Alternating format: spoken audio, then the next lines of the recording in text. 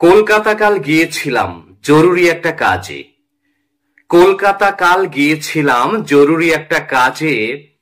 তার ছেড়ে ট্রেন আটকে গেল হঠাৎ পথের মাঝে। রাত 12টায় কালনা নেমে রওনা দিলাম একা। জলার ধারে হঠাৎ একটা ভূতের সঙ্গে দেখা। ভূত বলল, দাঁড়া, এমন সুযোগ কি আর পাবো, এক্ষুনি তোর ঘাড় মোটকে রক্ত চুষে খাবো।